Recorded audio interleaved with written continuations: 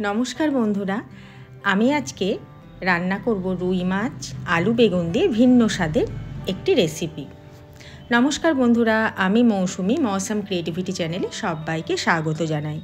ভিডিওটা শেষ পর্যন্ত দেখার অনুরোধ রইল। প্রথমে এই মাছ রান্না করার জন্য আমি সবজিগুলো কেটে নেব। আলুগুলো খোসা ছাড়িয়ে পাতলা পাতলা করে পিস করে নেব। সাথে বেগুনও মাঝখান থেকে চিড়ে ছোট ছোট করে টুকরো করে নেব মিডিয়াম সাইজের। সবজিগুলোকে সব ধুয়ে আলাদা করে রেখে দিয়েছি। এবার একটা গ্রাইন্ডার জারের মধ্যে নিয়ে নেব গোটা ধনে আর দুটো কাঁচা লঙ্কা। গোটা ধনেটা আমি কিছুক্ষণের জন্য ভিজিয়ে রেখেছিলাম। এটার একটা পেস্ট বানিয়ে নেব। এবার আসবো মাছ ভাজার দিকে। কড়াইয়ে দিয়ে দেব পরিমাণ মতন সর্ষের তেল। তেল যখন গরম হয়ে ধোঁয়া উঠবে তখন কিন্তু একে একে মাছগুলো দিয়ে দেব। মাছগুলো কিন্তু খুব হাই ফ্লেমেই ভাজতে হবে। ফ্লেম লো করে কিন্তু ভাজলে মাছ কড়াইয়ে আটকে যাবে। সেই জন্য হাই ফ্লেমের মাছগুলোকে সবসময় ভাজবেন। আমি মাছগুলো দুবারে ভেজে নেব। সব মাছ ভাজা হয়ে গেছে। এবার সেই তেলের মধ্যেই আরেকটু দিয়ে দেব সর্ষের তেল। তেল গরম হলে দিয়ে দেব পেঁয়াজ কুচি। এখানে আমি একটা পেঁয়াজ কুচিয়ে নিয়েছি। এখানে মাছের পরিমাণে সমস্ত সবজিগুলো নেবেন। এবার পেঁয়াজ হালকা লাল করে ভেজে দিয়ে দেব কেটে রাখা আলু আর পেঁয়াজ আবারও একটু ভেজে নিয়ে এই সময় দেব কেটে রাখা বেগুন।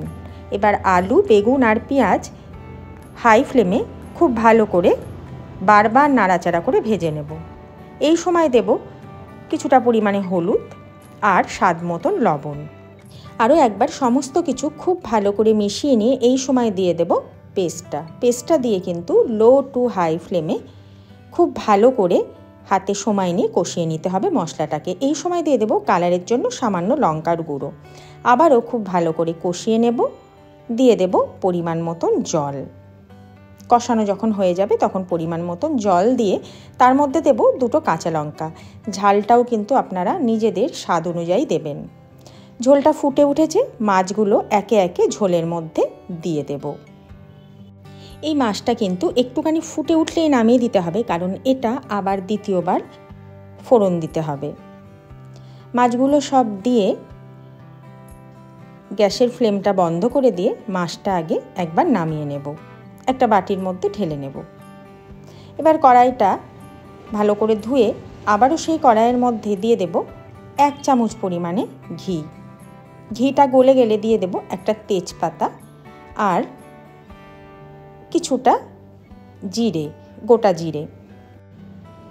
এবার মাছ সমেত ঝোলটা কড়াইয়ের মধ্যে দিয়ে দেব। এখানে 1.5 ইঞ্চি মাপের আদা আমি কুচিয়ে নিয়েছি। এটার একটা পেস্ট বানিয়ে নেব। এবার ওই মাছের মধ্যে নামানোর আগে আদার পেস্টটা দিয়ে দেব। তাতে মাছের ঝোলের স্বাদটাই কিন্তু একদমই পাল্টে যাবে। আর আদাটা একটু বেশি পরিমাণেই এই মাছটাই দিতে হবে। স্বাদ মতন আরেকটু লবণ দিয়ে নাড়াচাড়া করে কিন্তু নামিয়ে দিতে হবে। আদাটা দিয়ে বেশিক্ষণ ফোটানো যাবে না, যাতে কাঁচা আদার গন্ধটা মাছের ঝোলে থাকে। তাহলে অবশ্যই বাড়িতে একবার বানাবেন এই দুর্দান্ত মাছের ঝোল। আর আজকের রেসিপি কেমন লাগলো জানাবেন। ভালো লাগলে একটা লাইক আর চ্যানেলটিকে সাবস্ক্রাইব করে দেবেন। খুব ভালো থাকবেন, সুস্থ থাকবেন।